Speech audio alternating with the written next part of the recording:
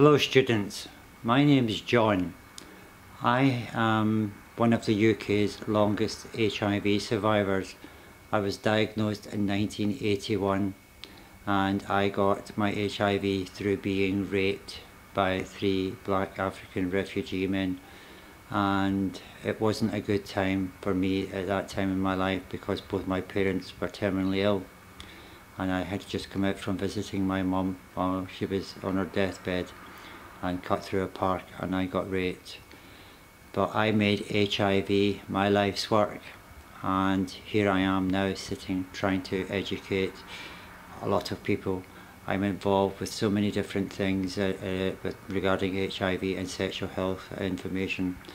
I am doing training sessions for several organisations in Cheltenham and in Gloucestershire and as far as Bristol. I'm also involved with a respite centre in Cornwall. It's the only respite centre for people living with HIV, people who are affected by HIV, and also children who are living or affected by HIV.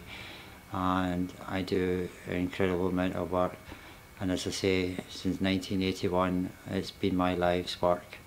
So I first of all would like to just give you some figures.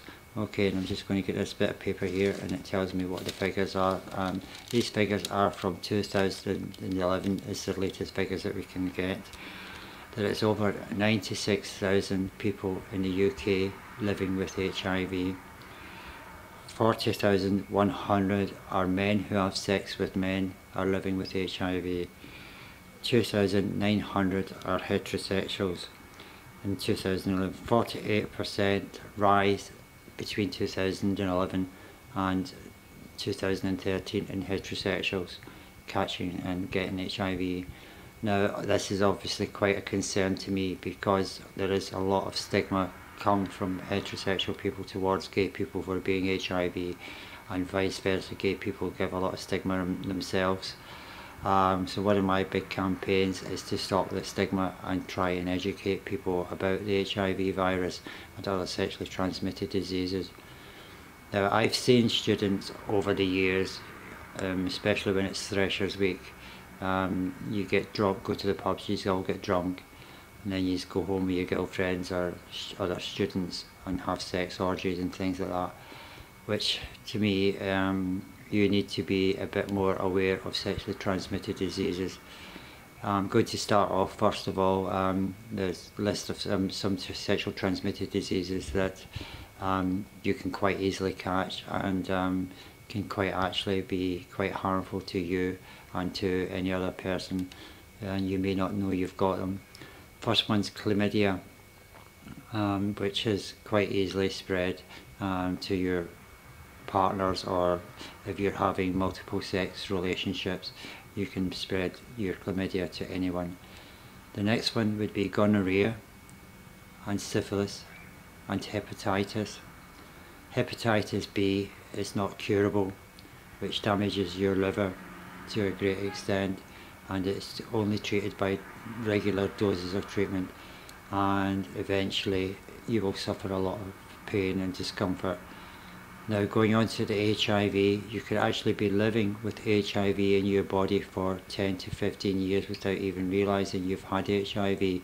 So I would strongly advise any student who is a promiscuous person, who is having unprotected sex, whether it's through drug rape or anything, and this is happening quite a lot with students as well. I've heard quite recently of a student in Gloucestershire who got raped, and she ended up having multiple sexually transmitted diseases from the people that raped her, and it was other students, and this is an ongoing case, so I can't obviously say too much about it. Now, as I say, HIV can be in your body for 10 years to 15 years without even showing any symptoms. So again, I would strongly recommend that if you're having unprotected sex in any shape, form, you should go for an HIV test or a full sexual health screening, and it checks you for everything, and I'm talking about sexual health problems, chlamydia, gonorrhea, syphilis, anything like that, even crab lice. And they check your blood for your hepatitis A, B, and also your HIV. If you get an HIV diagnosis, your life will have to change. You will not be able to have unprotected sex with anyone, and you will not be allowed by law to spread your virus to anyone. It is totally 100% illegal, and it could be a prison sentence if you are found to be spreading your illness or any sexually transmitted disease. So I now say to you, please take care in every sort of sexual activity you do, and it's up to you and up to the other person to make sure that you have proper safe sex. Now, some people don't realise, especially gay people, that if you go into a gay pub, there's some things in gay pubs, there's lots of booklets on the walls at the toilet doors, or in the gay nightclubs on the walls, and also on the bars you can pick up a pack like this, which is a condom pack. In this condom pack there is 1 packet of lube and 2 condoms. Now the lube is for you to put onto your condom, to make insertion even easier for you. But you can also put a little bit of lube at the bottom of the condom before you insert it onto your penis, and it gives you a better sensation. So please use them. I get so angry when I see people going into gay clubs, gay pubs, taking condom packs and blowing them up like a balloon and putting them over their heads and things like that. These cost a lot of money and take a lot of time to make up these packs. It's all done by volunteers, and it's the organisation Terence Higgins Trust that actually supply them. So please use them. And for anybody who doesn't know what a condom looks like, I'm now going to show you.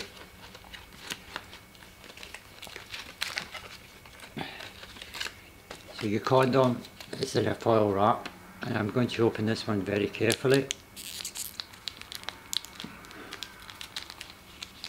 And as you can see, the condom has got quite a lot of lube on it already.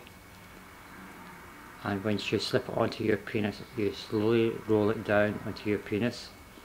This is not an ideal penis by the way, but you slowly roll it down until it's fully extended onto your penis. You will never ever, please make sure you never use baby lotion or any other lubricant, oil or anything on it, because it makes the condom weaker, and the condoms can quite easily burst. And then if you're having sex and the condom bursts because you put some baby oil or some other massage oil or anything like that on the condom, it will then burst. It must be a water-based lubricant that you use. So if this condom bursts while you're having sex and you're positive, or you have gonorrhea or syphilis, you're going to be creating a massive big problem. This happens quite a lot. And then also, do not double up condoms when on your penis, because again it makes it weaker. And then when you stretch 2 condoms on, it's also bad for your penis. So that's the condom, and I'm just going to fully unwind, and you see how this is a regular size condom. We have extra large condoms for men who have extra large penises. And also we have flavoured condoms for oral sex, and they come in multiple flavours. One that I have actually tried quite recently was one called Christmas pudding. It didn't taste like Christmas pudding, I can assure you. It just tasted like a bit of rubber. But they're provided by lots of different organisations, Terence Higgins Trust, the GU Med Clinic and other places. I'm sad to say, in heterosexual pubs and clubs, you don't get free condoms. So obviously, if you're a heterosexual, you have to obviously go and buy some condoms, or you can go to the GU clinic and ask for a supply of condoms. But it's up to you to make the first step and be safe in your sexual practices. Now, I talked about some information and also stigma. There's lots of booklets again in gay pubs and also at the hospitals, and here in Cheltenham in the next couple of weeks These are actually going to be available at the Cheltenham One Stop Help Shop on the lower end of High Street. So I will be doing training sessions on all the staff at Cheltenham First Stop Shop, and management and directors have all given me the full go ahead to get this done. So there's going to be like 15 different training sessions getting done for all the different volunteers of each department, whether it's advocacy, whether it's debt advice, people who always come in contact with someone who is positive. A lot of positive people are frightened to disclose their diagnosis, and obviously that's because of the stigma. So if you can do anything in your student days to stop stigma and educate other people, please do so. I'm just going to put some books in front of you so you know what's available. There's one called Myths and Facts. I'll pop it on here. And Healthy Weight. Taking HIV drugs. When should I start treatment? Side effects. Transmission facts. And very recent infection, which I'm going to talk about in a few minutes, and how treatment works. These are only a small sample of some of the booklets that are available. There's over 100 different booklets, and I'll just show you the recent infection one. Right, this booklet, as I say, is a very recent infection. It's very easy to read, very easy to understand, but also has diagrams for you to basically understand better. So it's so easy a child could read it. So it's up to you to get the leaflets, read the leaflets. They're there, they are available, and they're there for everyone to read, whether you're gay, bisexual, heterosexual, transgender, no matter what colour or creed you are, whether you're Catholic or Protestant or Jewish, they're there. Not only gay people get HIV, as I said earlier on, heterosexuals, and the rise in heterosexuals is getting worse and worse and worse. There is a massive rise in the last couple of months in heterosexuals who are being infected, and I'll just tell you that figure again. It was 48% rise in heterosexuals getting infected by HIV and living with HIV. So that is quite a phenomenal rise in a short time. So obviously, as I keep saying, it's up to you. Each and everybody is responsible for their own sexual health practices, and they should be more aware of sexually transmitted diseases. Now, one of the other books that I'd like to talk to you about is Myths and Facts. I'm just going to read out some of the myths and facts because there is still a lot of ignorance with myths. Right, when I was diagnosed, I didn't have to start treatment straight away, and there wasn't any treatment in 1980.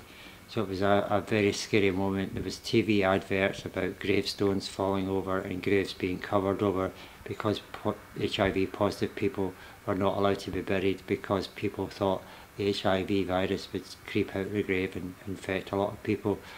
And that was just surely down to lack of knowledge on this illness that had just hit the UK and hit the world. I had one of the great pleasures of going to Africa with Princess Diana as a volunteer, and I helped build the HIV orphanage, and I have raised considerable amount of money for that. But it was so heartbreaking for me to see how HIV is spread throughout Africa and spread throughout the world, and there's a lot of countries still ignore there is a massive problem.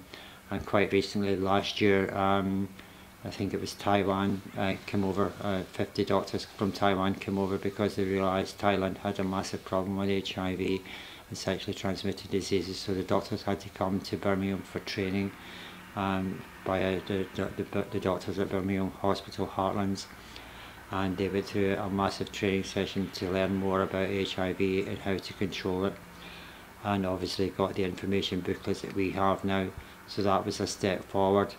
Our government seemed to be very irresponsible in pushing sexual health awareness for some reason. And lights of 1st of December every year is known as International World AIDS Day. And when you watch Parliament on World AIDS Day on television, you will see there's only a few members of Parliament that will wear red ribbons. We have gay MPs, they don't even wear red ribbons, and to me this is absolutely diabolical. The red ribbon which I've got on here is the very first ribbon ever produced for charity awareness and raising awareness, but everybody else seems to have taken off the red ribbon. Breast cancer, testicular cancer have all got ribbons. So the red ribbon means HIV awareness, and if you wear a red ribbon, it doesn't mean to say you are HIV positive, it's just saying that you are aware of the illness and you try to raise awareness on this illness by wearing the ribbon. So please, when you see the red ribbons coming out on 1st of December, pay £1, get a red ribbon. It's not too much to ask when you think about every time you go to the pubs you spend 10, 15, maybe a lot more pounds. You could easily afford £1, or when you see an HIV fundraising event, please contribute. Help raise money to make more awareness and help support positive people. Now the other thing, as I says to you, World AIDS Day, 1st of December. It's a massive, massive big day for a lot of positive people because they have to take part in standing up for their own rights and having to talk about how they contracted HIV to try and educate people, which isn't easy to do. It's quite hard, and a lot of positive people don't like being seen talking about their illness, so they'll go behind a screen and talk. This should not be happening in this day of age. We have equal rights, we have civil rights and everything else, so why should we hide, why should we be ashamed of being HIV positive? Over the years I've actually had more stigma from my own gay communities than I've had from heterosexual people. Over the years again, I have managed to break down barriers in churches, especially in the Catholic Church. I'll tell you the story about that. Was I was not baptised as a child, and 6 years ago when I lived in East Surrey, I was very ill and I thought I was dying because I had another tumour in my brain. And went and I spoke to Father Andrew, priest of St Matthew's Church in Redhill, and I asked if he would baptise me, and I told him about my illness and being a gay man, and he had no problem in baptising me, so he baptised me, and I gave him his second challenge was by having the first World AIDS Day service ever in the Catholic Church. And as you probably are aware, it's against Catholic religion to use condoms, and a lot of churches won't accept gay people into the church because of their sexuality. As I say, there is going to be massive changes. A lot of people think if they go out and get HIV infection, they can live on a life of benefits. Well, sadly, this is all stopped now as of this year, and over the next year there's going to be massive changes in the benefit rules. And even now, for people who are living with HIV and have been living with HIV for a considerable amount of time, they are now being forced back into work. And this is where there's going to be a lot of problems for the people who are infected with HIV, because there's still a lot of stigma within workplaces. And this is one of the programs I'm actually working on as well, is the Enabling Futures project, where we tell people who are positive about all the new rules and all the laws and everything else that are there to protect you in the workplace. So there is a lot of information that you probably don't understand and would like to understand, and your LGBT committee will have my contact details if anybody ever wants to contact me. But they will only be given out once LGBT are satisfied that it's not going to be vindictive or harassing me. My phone number will be given to your LGBT president, and I will make sure that that president is aware that she contacts me, not the person, and passes on your number so I can contact you, so I don't get missed calls and everything through my phone because I'm very busy. Right, as I mentioned, there is some myths still ongoing, and I'm going to just go through some of the myths.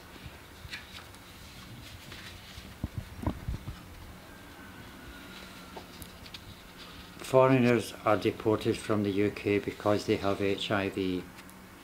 No, they are not. People are not deported or given permission to stay because they have HIV. HIV has never a reason for a person being deported, and it does not help a person to stay apart from a small number of exceptional cases. So people cannot be asked to leave the UK if they are HIV positive. Do you need to start taking HIV drugs if you feel ill? Without treatment, HIV silently damages your immune system, the body defense system. Some undamaged cannot be repaired. So basically, if you have been diagnosed HIV positive, you will have your bloods done, and if your blood count is below 40 millilitres per blood, you would have to start treatment straight away.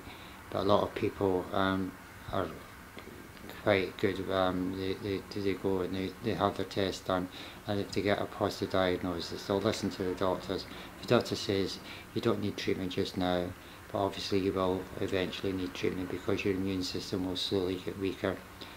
That is quite a hard thing for somebody to deal with. One of the side effects of your immune system is your body frame gets weaker, it gets thinner, your muscle deteriorates and everything else. So can HIV be cured? Despite a lot of scientific research, there is still no cure for HIV. People with HIV pass their infection on every time they have sex. Yes, 100%.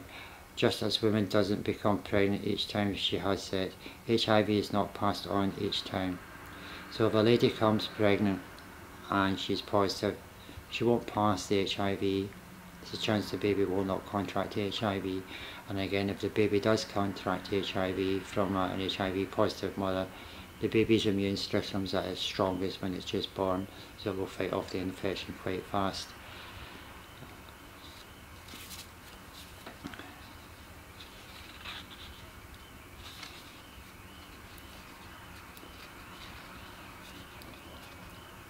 Right, here is the most common one here in this book. It says people with HIV infect others during everyday social contact. This is absolutely ridiculous. You cannot get HIV from touching someone who is HIV positive.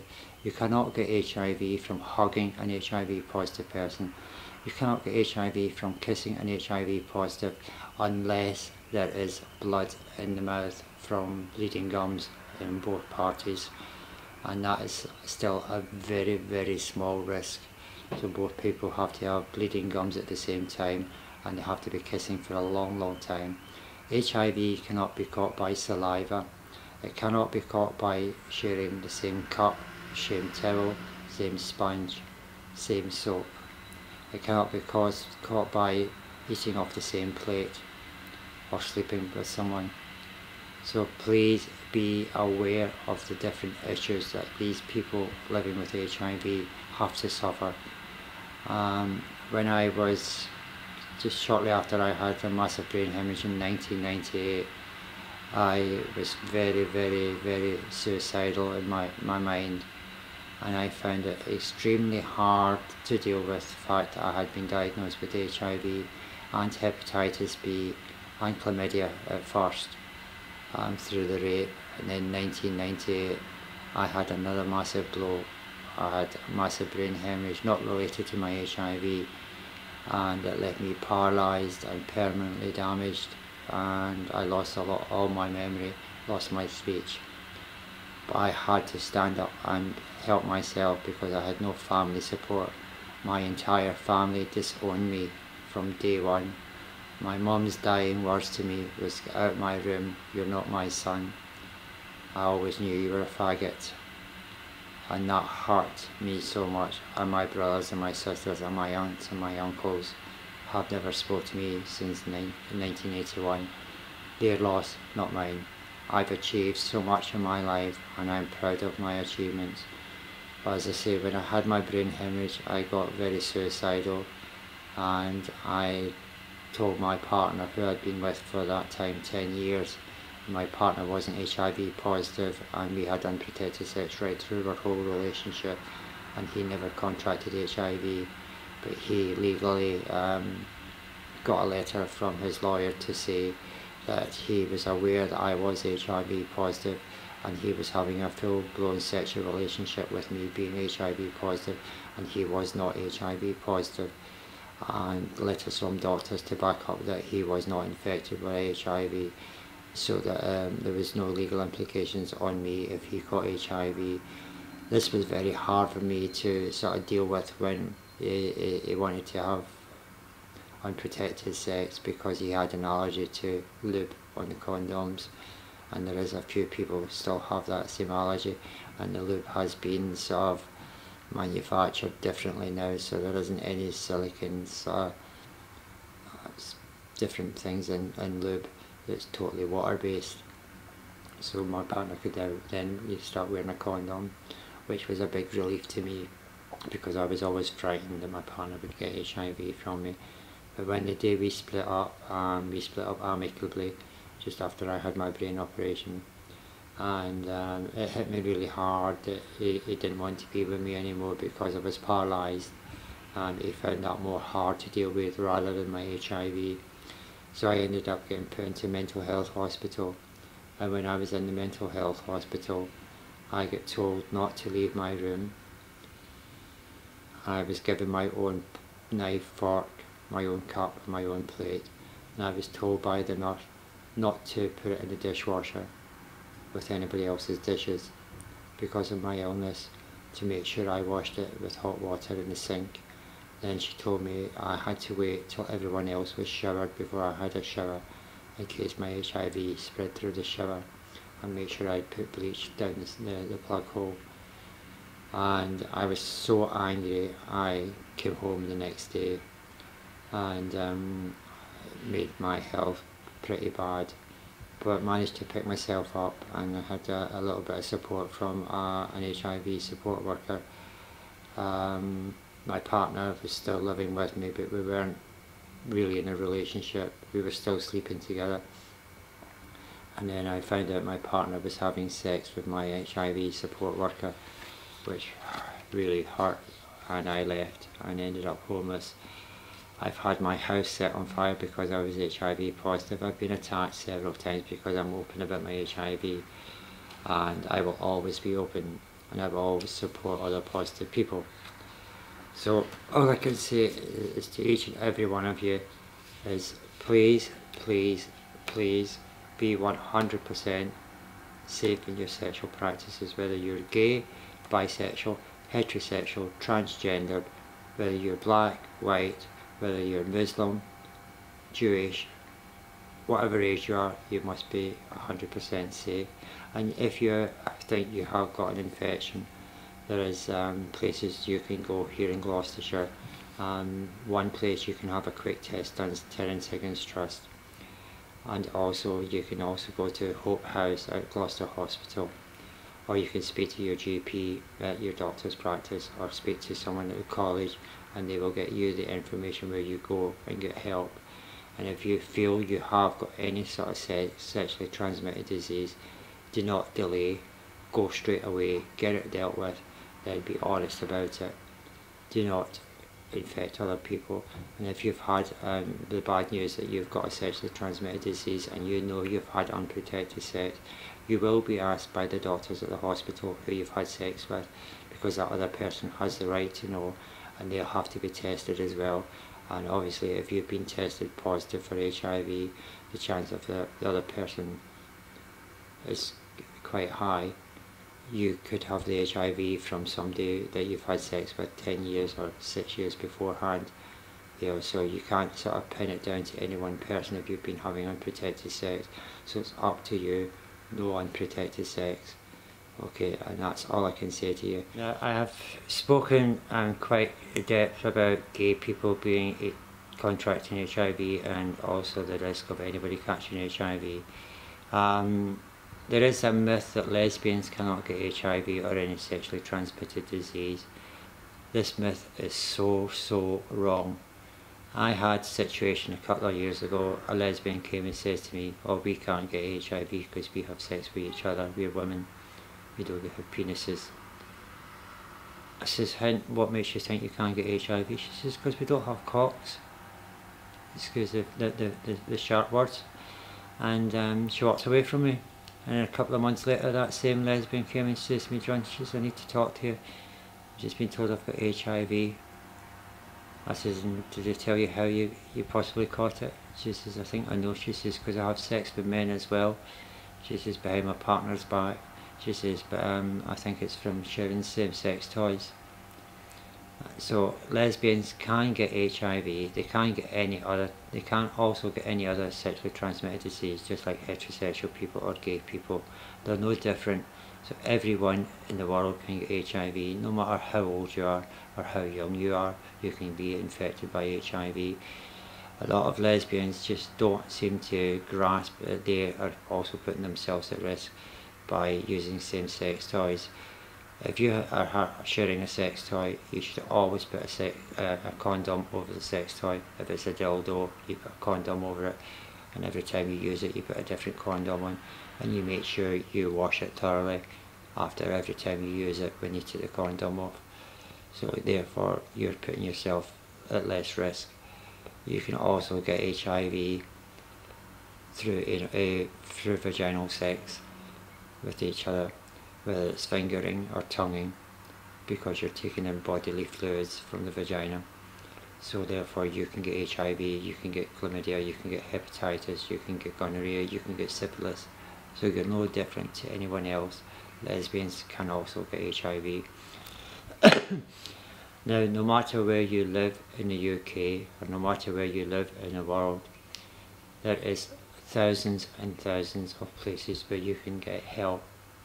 And one of the best things you can do is go online and put in HIV organisations in your area where you are based, or which town you live in. There will be somewhere you can get HIV. If you can't find it, you can always contact the Terence Higgins Trust National Helpline, and you can also get that number again online. Just put in www.tht.org.uk. If you can't manage to find anywhere, go and speak to your doctor, go and speak to your hospital, because every hospital will have a GU clinic attached to it. And if they haven't got a GU clinic, they'll direct you to the proper GU medicine clinic. This is where the clinic is. The clinic is GU for all sexually transmitted diseases. Please support me in any campaign, support your LGBT forum, and support the university in raising awareness on World AIDS Day, and help raise money for the one and only respite centre in Cornwall. The respite centre is called KPS. It's in Cornwall and it's called KPS Tribulum. The founder of the respite centre sadly lost his partner to full-blown AIDS and also leukemia. David, who is the founder, is also a positive man, and the majority of his staff there are all positive people. So it's run by positive people for positive people. And there is some people who work there who are affected by HIV, so they're there to support the people who come who are affected by HIV as much as being positive. Everybody is treated equally and fairly, and it's like a 5-star hotel. So if anyone who is positive feel they need away for a week's break, there is help. You can get funding to go there. And again, I will be available for that information, but I cannot put that on the video. So obviously my contact details will be valuable to your LGBT forum. The respite centre cater for everybody, no matter what gender they are, no matter what race, colour they are, or no matter what age they are. Whether you're disabled or able-bodied, you can go there. But we also have 2 special weeks where we have children come for summer camps. These are children who could be HIV positive or could be affected by HIV, meaning their mum or their father or their brother or their sister who take care of them are HIV positive. Excuse me. So we have lots of special events go on at the respite centre, and as I say, with all the new government changes, we have just had to start the Back to Work Enabling Futures project, which is there to educate you on HIV stigma, HIV discrimination, and the acts of law that have been put in place to protect you in work. So if you know anyone, any of your friends that are positive and need help, pass on my details, talk to them about what you've seen on the video, and obviously have safe sex. And coming up to Christmas time, just be careful, make sure that you don't put yourself at risk. And all I will say, if anyone has been in the situation where they have been drug raped or alcohol raped, you do not have to be raped or to give consent to have sex. If you get raped, it's unconsented. If you have alcohol rape, it's even worse for you because you're drunk, you don't know what you're doing. So it's up to you to make sure that if that happens to you, you report it. You make sure you take the steps to get it stopped, because if that person rapes you through drugs or alcohol, you're probably not the only person that person has raped, and that person could be passing on any sexually transmitted disease. And if you go to the hospital and report it at the hospital, first thing you will be done is a full sexual health screening and counselling. So there is people there for at the hospitals to counsel you, people there to support you. So please, please don't be afraid to go for an HIV test. And if you get a positive diagnosis, you have to change your lifestyle. But you should change your lifestyle anyway. Make sure you wear a condom. And also for the girls, there is femidoms available at the hospital, which are humongous things. But there is sexual health awareness for females. And whether you're male or female, you should always carry condoms either in your wallet or in your handbags, and make sure you've got them, and make sure you give consent to have sex. Thank you.